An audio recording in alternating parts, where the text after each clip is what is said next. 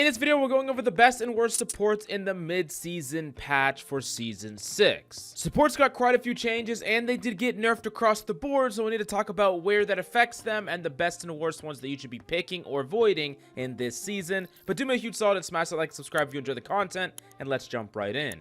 Now, the first hero that we got to talk about is Baptiste, and they nerfed his regenerative burst, but in addition to that, the passive also hurts Baptiste slightly. One of the things that he could abuse really well was cycling his abilities around his passive, making him really hard to kill, especially when you combine it with his mobility and his immortality field. So these nerfs overall are definitely going to hurt Baptiste, but the thing about Baptiste right now is that he fits so well within the current meta. When we think about characters that are really good right now, characters like Orisa, characters like Zarya, Baptiste enables these characters extremely well. In any brawl mirror or brawl trade, Baptiste is going to be able to output quite a bit of damage, have powerful and impactful abilities that save his teammates, and he's going to be able to pump in a crazy amount of heals. And even on maps where you don't necessarily play brawl characters, let's say like Nubani defense or something like that, having a diva, yes, you're not going to be able to necessarily heal her very easily from across the map or heal divers and things like that, but you still get to navigate to the high ground and to the low ground really easily because of your exo boots,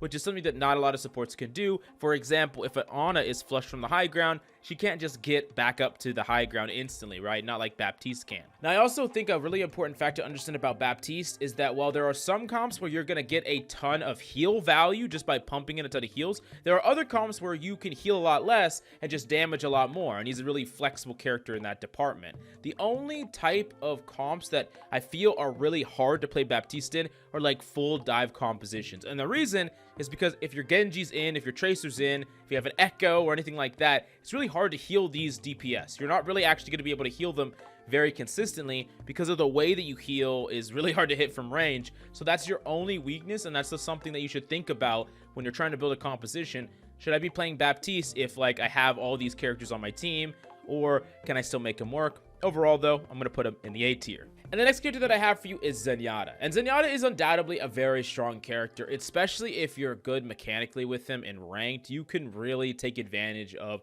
a lot of different players with Zenyatta's really fast time to kill, in addition to the fact that he can move around the map silently. He's really a very good character if you're just a god with him mechanically, but for most people in most ranks, Zenyatta is going to be fine. I think he's really good in some compositions. He's really good at pressuring certain tanks, like the list of tanks that he's very good against are specifically takes like Ramattra. He's amazing there. He's amazing in poke matches against Sigma on the long distance map. So there are legitimate maps that he's good in, and you can play him in a dive, although he does have some weaknesses with especially a lot of the dive characters that see play like Sombra and Tracer. But I think more importantly than that, Zenyatta is a strong pick, but there are so many competitive options right now that it's really hard to place Zen any higher than the B tier. I think he's really good, but like I said, so competitive right now in the meta. There's so many good options, and Zenyatta has more weaknesses than the other ones, while at the same time not being as flexible in the compositions that he could play in. So yeah, even though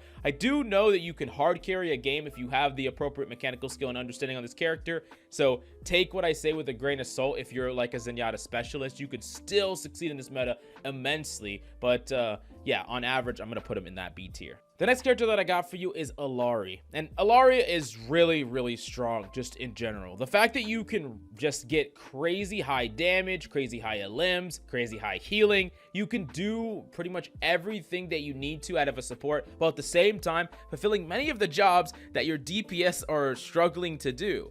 She just creates so many plays and so many carry opportunities, and Illari is just kind of a new direction, a new breed of support, where I feel like this is the first support that was legitimately made for the Overwatch 2 support mindset, which is almost akin to a DPS mindset. Like, there's a lot of overlap where you're not necessarily just only doing damage, but you have that aggressive temperament, that aggressive mindset. You're taking aggressive off angles, you're challenging people, you're trying to go for these damaged and pick oriented plays, and Illari can enable all those things. And in ranked playing especially, she just has all the tools to get that done and do what you need to do to just easily carry a game. I think if you're really good with Illari, she can hard carry so many freaking lobbies. And even if you're not very mechanically good with the Lari, she brings a lot of value just automatically. She has good mobility. She's hard to kill relative to some other supports because she can also just use her healing pylon to heal herself. And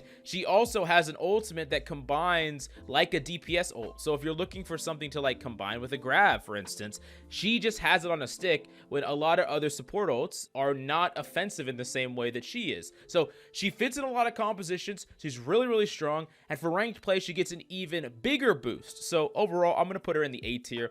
Really solid character, really high burst, really high carry potential. And yeah, she's also very good in like most comps. I think you can play her in poke, brawl, dive. You can make her work at any of those. So yeah, she gets extra points for flexibility for sure. Now the next character that we have for you is Moira. And Moira is a character that can be good, but can also be really like suboptimal compared to some of the other options. Because what Moira lacks is utility, right? She has damage, she has heals. And if you can't find any way to get value out of your damage, then it's really awkward. So if you have a composition that is like diving in, and you could be offensive with that comp, you can be offensive with your Winston, you can be offensive with your Tracer, you're going in, you're doing damage, and then you're healing when you need to, that could be fantastic. But if you're spending a whole game where your team's a brawl and you're just trying to either like run around and do a little bit of damage or like do some weird flanking thing, and you're just playing this weird way where you're trying to find some amount of ability value in the mid fight, it can be really awkward for Moira. Still though, super good because of how powerful she just is in most ranks of play, because she gets so much free value because she has good mobility. She doesn't need to be amazing mechanically to get a lot of damage in, and people have a hard time consistently shutting down Moira's because she has a lot of sustain, that mobility, and she can move like crazy when she's doing damage. Now there are going to be some comps that you never want to play her in. Like you never ever want to play her in poke at all. She just can't do anything. Like imagine your team is poking, what do you do to do any damage? You're just throwing damage orbs down lane. That's like so much worse than throwing nades or like literally anything else. So it's really bad. But if you have a dive, she could be really great, and in brawls she can definitely work, but it depends kind of how your brawl is playing, what your team is doing, and it's also going to depend on the opponents that you're up against. So I think she can get quite a bit of value in the right situations, but definitely not going to be the most optimized pick depending on what your composition is and what map you're playing on. So while I would probably put her in C tier for the highest ranks of play, I would say, even though she can see play sometimes, it's just a little bit niche. For the average rank, I'm going to put her in the B tier at the bottom, just because we all know how strong she is in the metal ranks to play. You just get so much free value. Although I will warn you, I've coached a lot of Moira players to high rank. There is some growing pains that happen if you get too high of a rank with Moira, and then you hit that Masters GM threshold, and then all of a sudden you're struggling and you don't really have another character to fall back on. So if you want to climb with Moira, because I think it's the easiest character to climb in the support role, if you want to climb to like Masters or Diamond, make sure that you're still practicing something else. Make sure you don't put all your eggs in one basket. Make sure that you're not just only grinding Moira, or else you might give yourself a really hard time once you get to the higher ranks of play. And yeah, it's just something to think about. But if you want to become a god tier Moira, then you can definitely become a god tier Moira. It's up to you at the end of the day, but just my advice. Now the next character that we got to talk about is Mercy. And Mercy is good, especially in ranked, being able to pocket DPS and being able to enable characters like Sojourn and Ashe and things like that. And she's also just really like hard to kill if you are up against a Mercy that has really great movement. And she also enables characters like Pharah that can't really be enabled any other way, and Pharah can just take over an entire lobby if you have that combo. Now with the DPS change in particular, I think Mercy feels it more than most, mainly because having longer intervals between you get healed, right, between that 1.5 seconds to 2 seconds, that difference can be a really big deal for Mercy, because sometimes she's just trying to stay away enough, juke long enough to where she gets that health back, right? And then it's really like impossible for a diver to kill her. Now, not so much. So she is going to feel those things, but still, Mercy in ranked play is just amazing. Very strong, and she just creates sometimes these really imbalanced lobbies where there's a good DPS that has a Mercy attached to them, and then they're just uncontestable. You just can't contest them very easily at all. No single DPS can do it. Sometimes double DPS can't do it unless you're one-tapping them. So overall, I'm going to put her at the top of B tier. Really solid pick, but she's definitely hurt a bit more this season than she has been in the past. Still, though, she has the capability of taking over so many lobbies that I'm just putting her at the top of B tier. I think that's fair. Next up, we do got to talk about Lifeweaver. Lifeweaver is another character that is surprisingly pretty damn good. I know that I have been talking bad about Lifeweaver, and this really comes down to the fact that most supports, I really like the idea of being an offensive support. I think it's one of the easiest way to climb. I think it's the mindset that you have to have if you want to climb on most supports, is trying to find offensive value, whether that's Alari, Baptiste, Zenyatta, Moira, Ana, Kiriko, even Lucio. It's especially for Lifeweaver, specifically for Lifeweaver. Lifeweaver is by far the best heal bot. He is by far the best heal bot support, where I would say that he plays and gets enabled and actually has impact very similar to the way that you would play supports back in Overwatch 1, where you get a lot of value just playing in the neutral, healing your team, pulling them into good positions, enabling your team to take high ground, and you're not trying to go for plays yourself. You're not trying to go for flanks. You're not trying to go find offensive value. You're just cracked out, stacked out on defensive value. This is actually good. Like, if you're playing a situation where you're already going to be a defensive player anyways, like if you are already an inherently defensive player, you don't really have that DPS mindset, and you want to play in the neutral, Lifeweaver can be an amazing character that is just really, really great at doing so. Not my personal suggestion to climb and way to play, but if that is what you want to do, if that's the type of player that you want to be, Lifeweaver enables that better than any other support besides one, which we'll talk about in a little bit. But still though, Lifeweaver also fits into this meta extremely well, and I think it's even better now that Zarya got a huge giga buff, because being able for a Zarya to like bubble a teammate,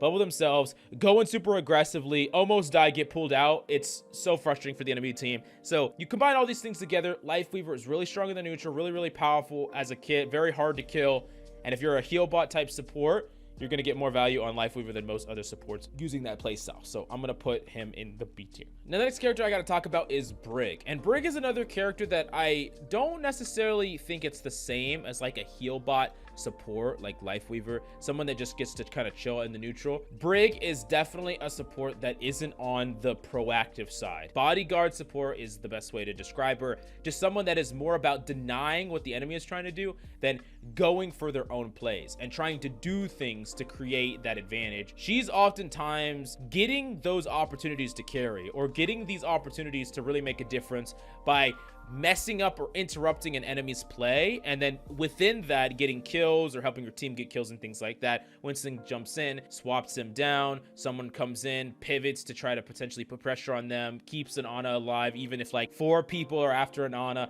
These type of things are crazy impactful, and Brig can do it just by existing and connecting with her ability. So overall, Brig is just very, very good, very, very strong. One of the strongest characters in ranked play, in my personal opinion, because she's just a really high barrier to entry. If you just make it really hard for certain characters on your team to die, they just get to have so much impact over the course of the game. There will be some players and some characters that the game is decided on whether or not they die or not in a team fight. Like, they are the target. They're the easiest person to kill, and Brig can directly deny that. Overall, though, I'm going to put Brig in the A tier. Very, very solid character, very powerful.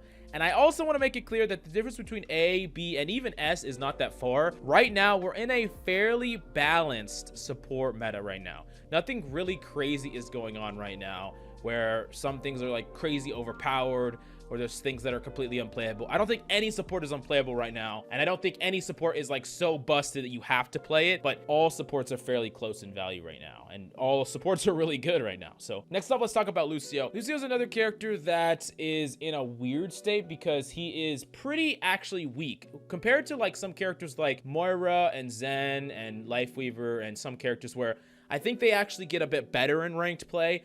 Lucio definitely gets worse. He definitely gets worse in ranked play. If we just based him off of like what pros do and like the tippy top ranked play, he would be really high up, A, S, right? But the problem is, it's really hard, and Lucio players will 100% admit to this, to get your team to utilize your utility, right? Speed boost, using that is like, speed boost alone is one of the most powerful pieces of utility, being able to amp up a speed into the enemy team, but you need coordination for that. And where are you getting that? Now, this doesn't mean that you can't get pseudo value with this, like have one person push or 2 people push or whatever, but you're never going to get the guaranteed consistent value unless you're like really setting up a coordinated dive in like a duo or trio or whatever the case may be. Still though, I think that the fact that you can peel really well, you're hard to kill, you can still boot people out of position. There's a lot of things that you can do on Lucio that I think can get a lot of value as well. I'm going to put him in the B tier. I don't think he's above or below any of these other characters, but he's just kind of fine in ranked play. But if you really know what you're doing on him, of course, he could be higher. And I think on Koth maps, he's higher as well on average. But still, he just has a little bit of problems right now creating value in the neutral in a way that like fits into this weird brawl. Although he does synergize pretty well with Zarya, I think a bit better than he did with Orisa. So yeah, I think he's still about a B because he gets value in a different way than some of these other characters. But he's not like amazing or bad or anything like that. Next off, we do got to talk about Kiriko, and for those of you who know where I've been placing Kiriko on my recent tier list, you know it's not going to change anytime soon. Kiriko is an S tier pick. The reason that she's an S tier pick is she's very powerful. Her abilities are super impactful. Suzu's one of the best abilities in the game, period. She has great mobility in her teleports. She's very hard to kill. She can carry games with her damage. She actually has decent healing that is long distance healing. And the most important thing about Kiriko by far is that she's very flexible in the comps she plays in. She's very flexible. She can play in a dive. She can play in a poke. She can play in a brawl. She can play in any of those things. And in the way that the game is played these days, where DPS are taking these off angles and these off angle fights, and you're trying to help your DPS win them. That's super important to help your DPS win these off ankle fights. Kiriko can directly intervene in those in a way that no other character can. And that's just too damn busted. Like, it's so strong. If you're a good Kiriko, you could just create so many 2v1 situations that are just so giga busted. I'm putting her in the S tier, and I think that's fair. But like I said, it doesn't mean that, like, this character is a needed picker you're gonna lose or anything like that. Kiriko's very hard to play, for one, to get the value out of it. It's it's like a linear increase relative to your skill. And I think that you can also have a crazy amount of skill in these other characters. Like I said, the difference between the S tier and the B tier, very little compared to some of the other roles where there's much bigger gaps in some of the other roles. Right now, everything's kind of smushed together right now. Really tight and close because everything's viable in one way or another, depending on your expertise, the map, and there's a lot of map picks and comp picks and things like that.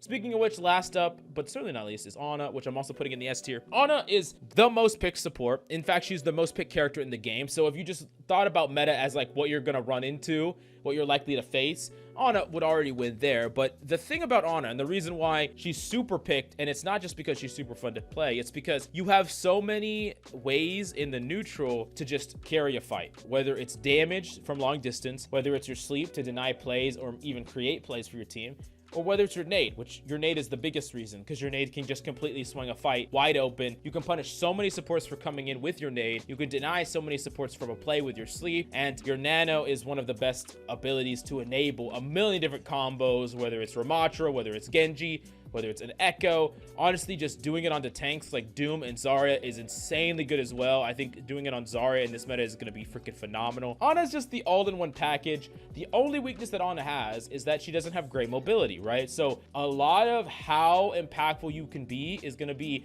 how well you can reposition for the next fight. I always say this to auto players: after you make a play, after you do something, after your team wins a fight, after anyone dies, after someone on your team dies, whatever the case may be, basically after any key moment in a game, in a fight, in anything, you need to be thinking about repositioning, or is there a better place to position? Ana's always about being in the best possible position, anticipating what your team or your enemy is trying to do, and positioning accordingly to the next preceding fight. But this is my tier list for supports. Right now, everything is viable in one way or another. Everything has value depending on how you use it. And yeah, I think that while, yes, you know, a Kiriko and an Ana are S tier, and a Moira is like at the bottom of B tier, if you're like, if your Moira is in the right composition really good, like think about like a Winston jumping in, bubbling an Ana, and a Moira fading on top of them with Cole, like the Ana's getting trashed. Like there's so many different ways to make these matchups like completely unfair depending on how you play them. So don't,